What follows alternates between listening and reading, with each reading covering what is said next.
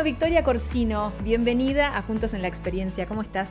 Muy bien, Alejandra, muchas gracias. Un placer que nos acompañes y además para hablar de algo que está de moda. ¿Podemos decir que el coaching está de moda? Podemos decir que está de moda ya desde hace algún tiempo en Uruguay, te diría que capaz unos 5 años que nos sucede decir coaching y ya la gente no nos mira tan raro.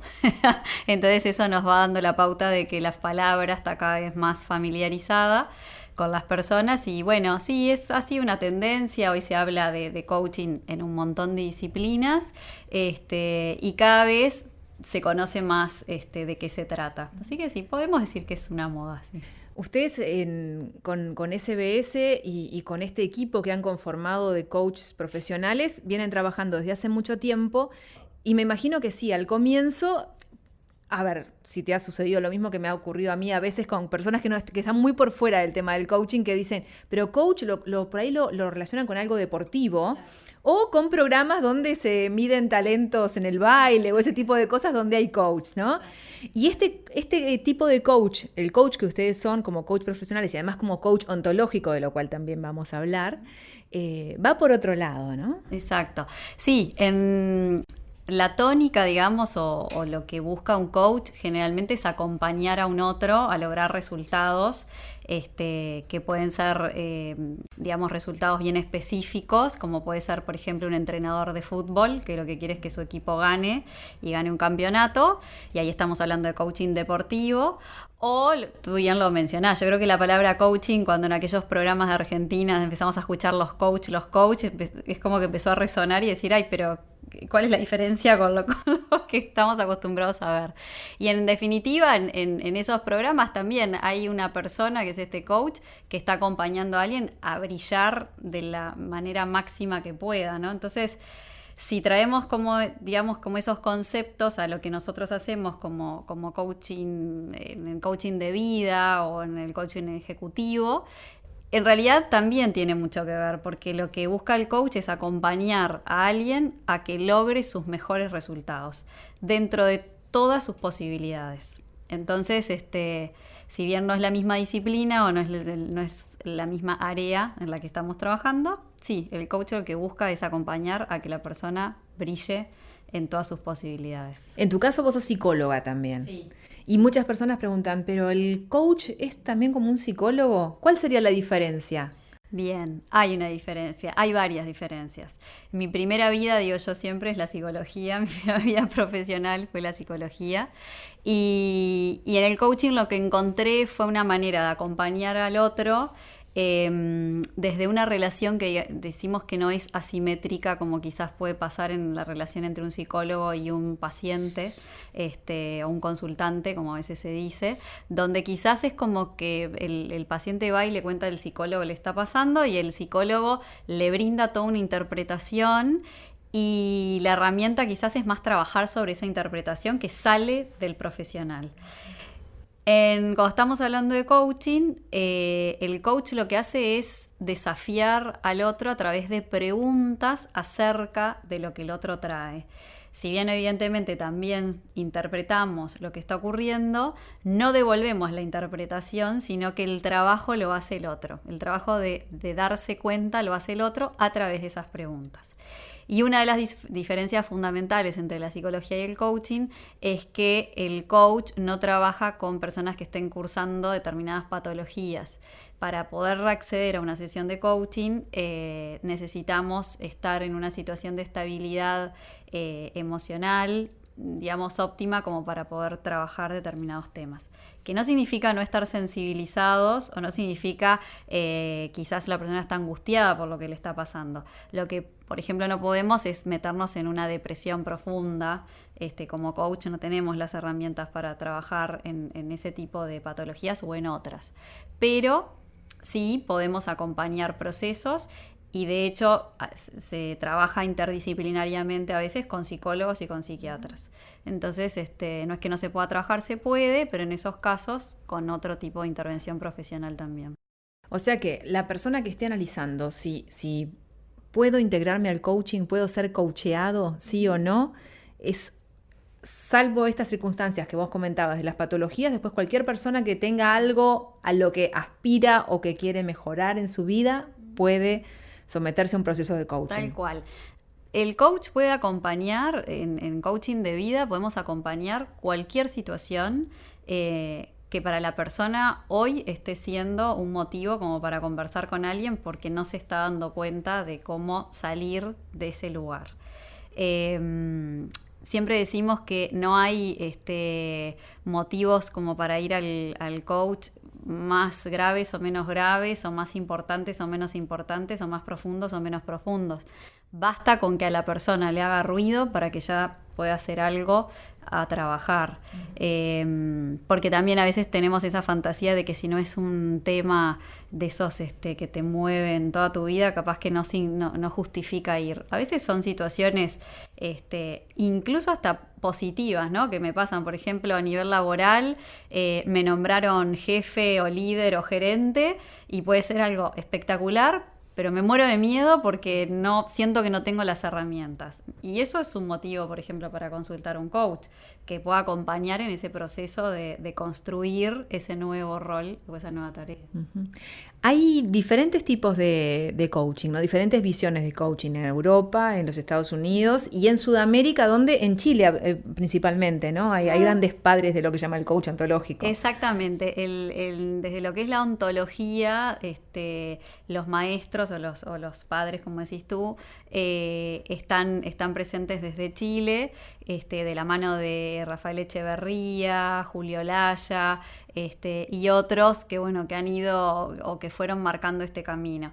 Y cuando nos ponemos a mirar los diferentes estilos de coaching, entiendo que no es casualidad que en esta parte del mundo, digamos, quizás el coaching ontológico haya aprendido de esta manera, porque quizás que los latinos somos más como amorosos en la forma de vincularnos o tenemos más esto del lenguaje, de las palabras, no es lo que me dijo sino cómo me lo dijo. Quizás si te vas a Estados Unidos son más prácticos, ¿no? Más racionales, entonces ahí el foco está más en la acción de repente. Pero bueno, esto es más cultural. Y la ontología, no sé si querés que contemos. Sí, eso, porque esa palabra, ¿qué es la ontología? Porque quizás nos están escuchando y te dicen, ¿qué es esto? Bueno, la ontología es una mirada filosófica del ser humano donde lo que creemos es que nos constituimos a través del lenguaje. Por eso es coaching ontológico y es ontología del ser. Es todo lo que yo me digo, el lenguaje, construye mi realidad. De acuerdo a las conversaciones que tengo, son los resultados a los que puedo acceder. Por eso es que en el coaching ontológico pone mucho énfasis y mucho foco en la escucha como recurso. Porque yo voy a poner mi energía no en escuchar el contenido de la conversación, que también lo escucho, pero voy a estar más atento a qué me trae, o sea, qué me dice en ese cuento que esta persona me cuenta, ¿no? Decimos que somos seres que vivimos en narrativas, ¿no? Que vivimos de los cuentos. Si nos ponemos a recordarnos cómo aprendimos las cosas o cuándo nos fue más sencillo aprender algo, seguramente sea cuando nos lo contaron a través de un cuento, de una historia, porque vivimos en un mundo de narrativas. Entonces, las cosas que hacemos o cómo nos movemos tiene que ver con esas narrativas en las que vivimos todo el tiempo. Y algo que no es menor es que muchas veces no somos conscientes de qué cuento nos estamos contando. Entonces, el coach lo que hace es ver ese punto ciego y más bien escuchar ese punto ciego y a través de alguna pregunta o algo que nos invite a observar, nos hace ver esa parte que no estábamos mirando y a veces las sesiones de coaching terminan ahí, en observar, mirá, no me había dado cuenta de esto, bueno, me lo llevo, me lo llevo.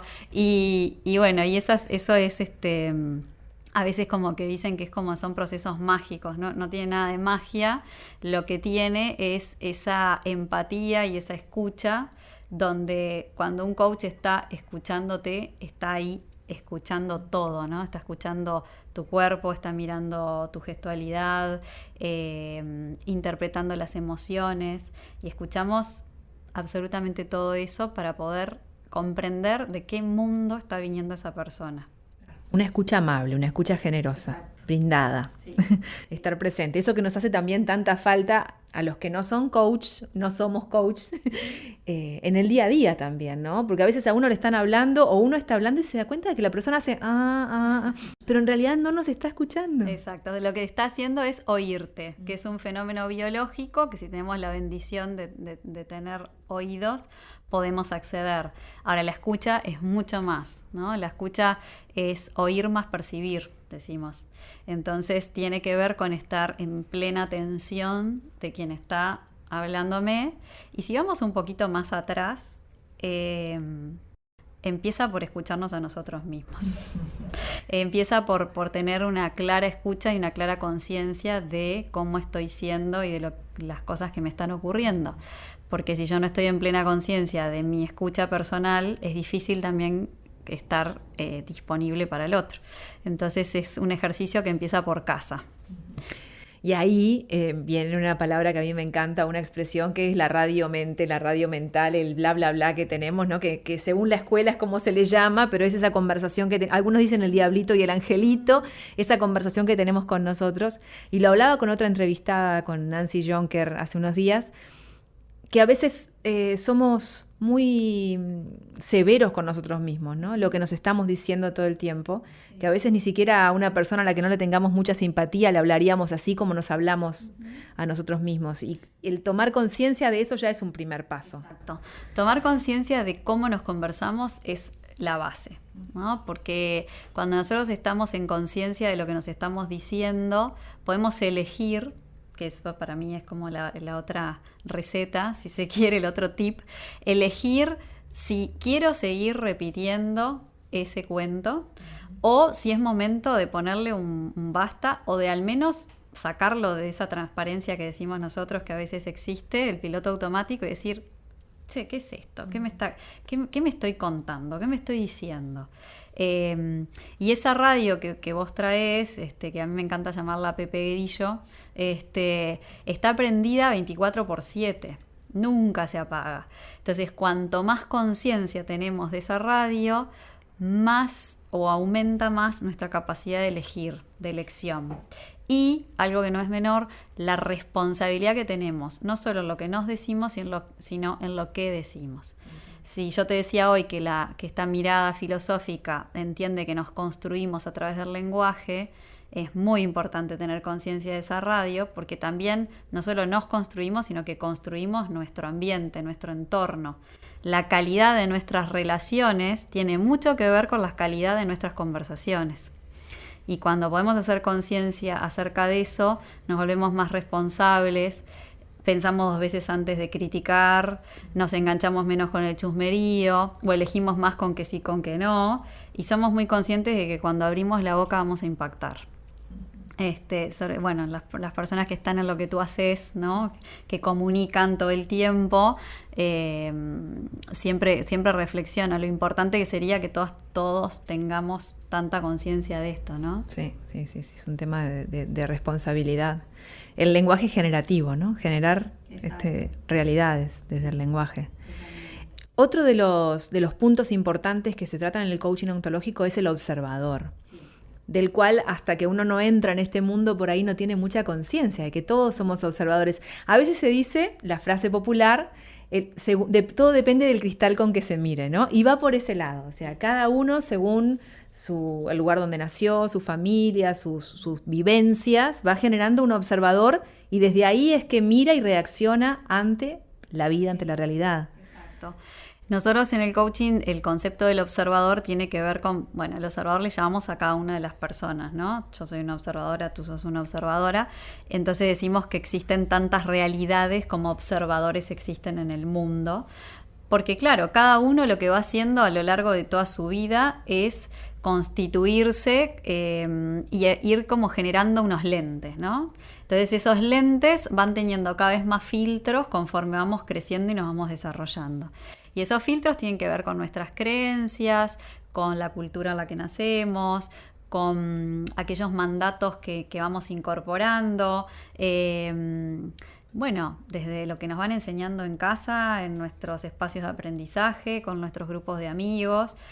Todo eso va constituyendo el observador que nosotros decimos estamos siendo, porque creemos que nos podemos ir transformando y que minuto a minuto nos estamos creando. Entonces, ese observador que estamos siendo son los que es el que me permite evaluar la realidad de acuerdo a esos lentes. Lo que nos brinda, capaz que el que nos está escuchando dice, bueno, qué interesante, pero ¿para qué me sirve esto, no? Creo que el para qué me sirve es para empezar a tener una visión más abierta. Porque si yo logro entender que cada persona observa desde sus cristales, empiezo a cuestionar si existe una única verdad o no. Porque en realidad la verdad tiene que ver con lo que yo juzgo como verdadero. Y es mi interpretación del hecho concreto que está afuera. Entonces, seguro, si nos ponemos le contamos a la gente que nos escucha y capaz que alguien nos ve también, seguro que lo que tú ves desde ahí, desde ese lugar en el que estás sentada, es totalmente distinto a lo que yo puedo ver desde este lugar en el que estoy. Entonces, ya solamente el hecho de cómo me ubico frente al mismo contexto me da una visión distinta. Entonces, ¿cómo puedo decir que está correcto o incorrecto? ¿No? ¿De qué depende eso? Cuando podemos observar ese concepto es que empezamos a tener conversaciones en las que nos permitimos escuchar más o escuchar de una manera distinta. Y además también empezamos a elegir con qué nos queremos pelear y con qué no. Porque a veces también vamos como embanderados en que mi verdad es la única verdad o que existe solo una, entonces a veces nos encontramos en discusiones donde al final nos olvidamos por qué estábamos discutiendo, porque lo único que queremos es tener la razón. Que eso es algo que viene de nuestros ancestros históricos, es como que los griegos nos han dejado grandes mochilas, ¿no? Grandes cosas y grandes mochilas, ¿no? Entonces el concepto de la razón y del tener razón está muy impregnado todavía en nuestra cultura y a veces vamos por la vida justamente peleándonos por tener razón y eso nos saca la posibilidad de escuchar o de ver otras cosas que nos pueden aportar también. Claro. Vos decías hoy el tema del estar siendo, ¿no? Y cuántas veces también decimos, no, pero yo soy así, como que fuera una verdad absoluta y como que es algo completamente inamovible y yo soy así y nací así y crecí así y seguiré siendo así hasta el último día. Y sin embargo, mediante la herramienta del coaching, esa transformación del ser es posible, ¿no? Y eso creo que abre muchísimas puertas y mucha esperanza a que si con algo no estoy conforme, eso se puede cambiar. Exacto. Y la clave, desde lo que vos traes, Ale, para mí, está en darnos cuenta que el motivo por el cual yo me puedo desafiar el cambio tiene que ver con darme cuenta que hay algo que no me está funcionando. Nadie cambia o se embandera en un proceso de cambio si no hay una razón fuerte por la cual hacerlo. Porque incluso biológicamente la tendencia es a mantener un status quo, ¿no? Nuestro cerebro necesita la rutina y la tranquilidad y la ilusión de control. Entonces, cuanto más conozco algo, por eso juzgamos y etiquetamos, porque cuanto más conozco algo o cuando lo puedo acomodar y le pongo una etiqueta, para mí es mucho más tranquilizador. Entonces, ¿cuándo voy a generar un cambio? Cuando realmente yo observe que el beneficio de hacerlo me va a conformar o me va a llevar al lugar donde quiero estar. Por eso es que es tan importante la conciencia del para qué, que es otra pregunta que en nuestra disciplina la trabajamos muchísimo. ¿Cuál sería el sentido de generar un cambio? Cuando logro conectar con ese sentido, no por qué, sino para qué, ¿no? Cuando logro conectar con ese sentido es cuando existe ese motivo viene de motivar, de llevar, de ir a la acción para lograr un cambio. Y la buena noticia es esa, no importa la edad, si está la motivación y quiero hacerlo, lo puedo hacer. Y eso realmente sí, es muy esperanzador, ¿no? A veces esto de yo soy así, nací acá, nací así y bueno, entonces ¿qué le voy a hacer? Es una justificación para no moverme del lugar y de la zona de confort. Simplemente ese cambio de pregunta de por qué, para qué, también abre muchísimas puertas, ¿no? Y yo insto a todos los que están viendo o escuchando ahora a que practiquen eso y que cuando les surja ahora alguna pregunta, alguna situación, ¿por qué me dijo esto o por qué hice esto? Simplemente con el cambiar el para qué es como que se abre un camino hacia adelante, ¿no? Exacto. La pregunta ¿por qué? Me lleva de hoy para atrás, porque lo que busca es justificar. Y es interesante y es importante, muchas veces necesitamos los por qué. Acá no se trata de borrar esa pregunta. Ahora, lo que sí es interesante es justamente en esto de estar tan conscientes con nosotros, darnos cuenta de, me puedo hacer la pregunta del por qué. ¿Y para qué me sirve preguntarme por qué? Bueno, me sirve para dar una justificación. Ok, la tengo. Luego que la tengo, ¿para qué me sirve? Entonces, puedo preguntarme el para qué, y el para qué me para de hoy hacia adelante. El para qué me lleva de hoy hacia el futuro, porque es eso que tiene que ver con el sentido, ¿no? Entonces, lo que es interesante, como vos decías, en esto de probarnos, es que estamos tan acostumbrados al por qué, que cuando tú le preguntas a alguien, ¿pero para qué lo hiciste? Porque enseguida viene el por qué. Y entonces lo que está buenísimo en esto de la escucha es sostener el para qué. Es decir, ¿por qué? Ok, pero ¿para qué? O sea, te pregunté para qué. Y ahí es cuando también se hace espacio de silencio, porque no estamos acostumbrados a hacernos esa pregunta. Y cuando me pregunto el sentido, también incluso le encuentro el sentido hasta aquello que yo no quiero seguir repitiendo. Y el darme cuenta de qué sentido tiene que yo haga eso, nadie hace las cosas por casualidad. No tenemos conductas por casualidad. Las cosas que hacemos, aunque no nos gusten, tienen un sentido para nosotros. Entonces es interesante también descubrirlo para poder darme cuenta qué necesito modificar. Eso está sosteniendo algo. ¿Qué necesito modificar para que venga otra cosa? Entonces, ahí es que está interesante esa pregunta y es muy desafiante. Estaba pensando que obviamente que eso tiene que ver con un cambio del ser, un cambio a nivel personal, pero aplicado, por ejemplo, a nivel laboral. En un momento en el cual hay tanta exigencia, autoexigencia también, de ser el mejor, tanta competencia, cosa que no está mal, quiero brillar en mi profesión, sea cual sea. Pero después también se necesitan las llamadas habilidades blandas a la hora de trabajar en equipo, por ejemplo, sí, ¿no? Y en eso el coaching, trabajando a nivel de grupos empresariales, llamado, por ejemplo, por empresas, ustedes van a hacer consultoría de ese tipo, ¿no? A trabajar. Me imagino que debe ser también un lindo desafío para un equipo, ¿no? El poder cada uno en su área dar lo mejor, pero a su vez como equipo también funcionar.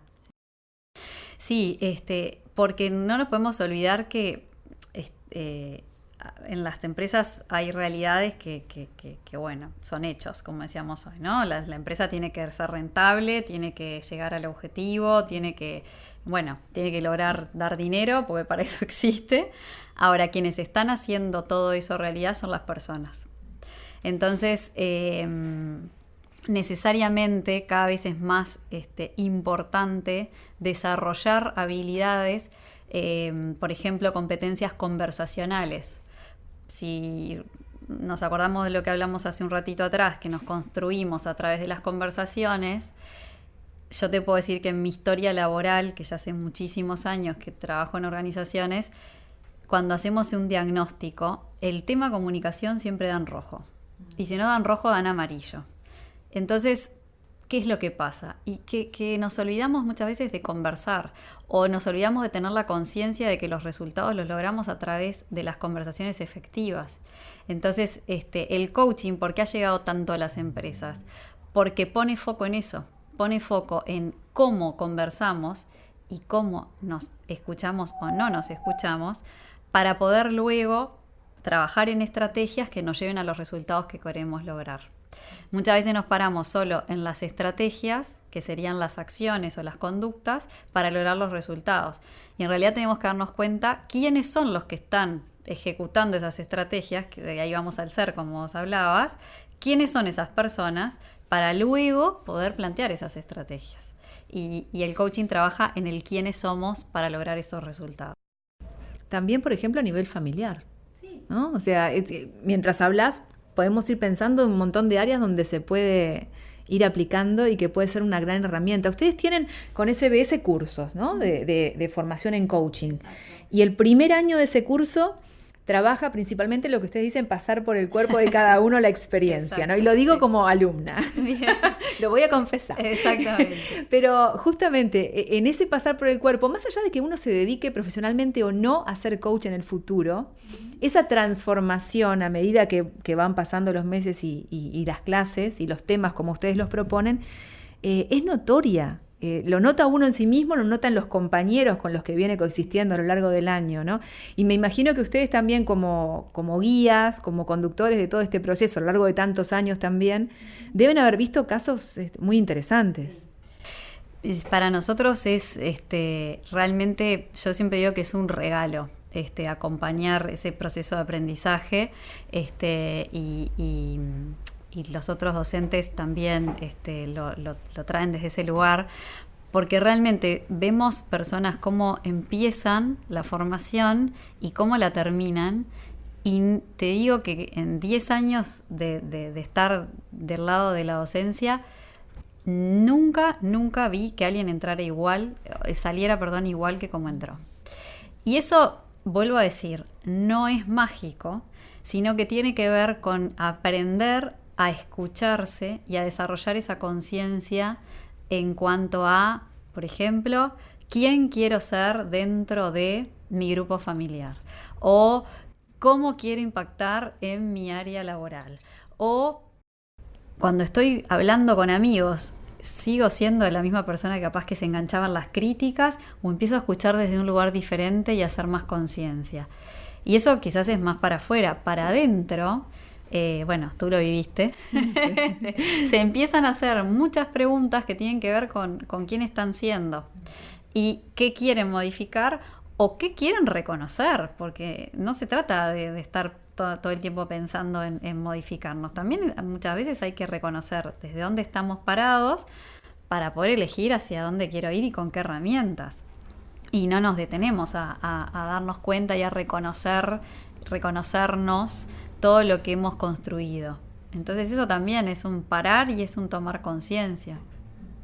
Bueno, Vicky, yo te agradezco habernos recibido aquí en tu casa, ha sido un enorme placer y me gustaría, para finalizar, instar a todos los que nos están viendo o escuchando a que se acerquen al coaching, que indaguen, que averigüen, que tomen un curso con SBS o que vayan como coachee a tomar una o varias sesiones de coaching, porque es una herramienta que creo que llegó para quedarse, ¿no? Sí, tal cual.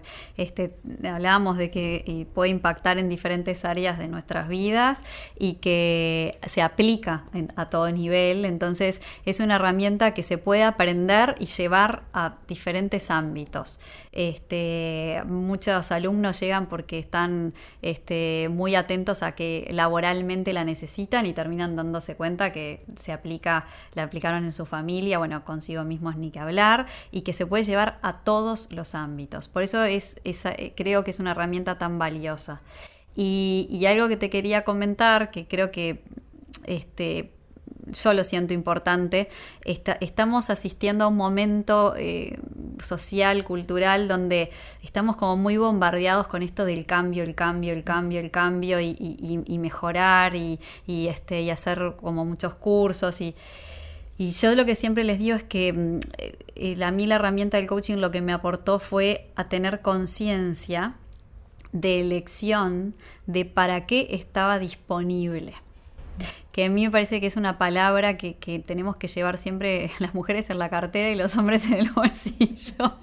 ¿Para qué estoy disponible? Sobre todo en esto de tener la conciencia de elegir si, por ejemplo, es el momento de hacer el cambio, si es el momento de transformar o si es el momento de escuchar todo lo que yo tengo, reconocerlo y tomarlo como mi base segura, ¿no? Entonces es algo que me gusta compartir desde ese lugar, ¿no? Porque a veces en sesiones de coaching vienen los coaches preocupados y dicen, no, porque yo me tendría que haber dado cuenta de esto hace 5 años atrás, o ¿por qué no lo hice?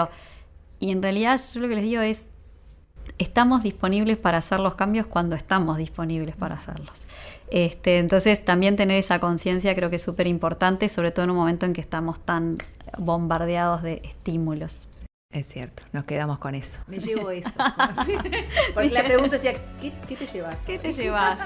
Bien, muchas gracias. Gracias, Victoria Corsino, y gracias a todos los que una vez más nos acompañan aquí en Juntos en la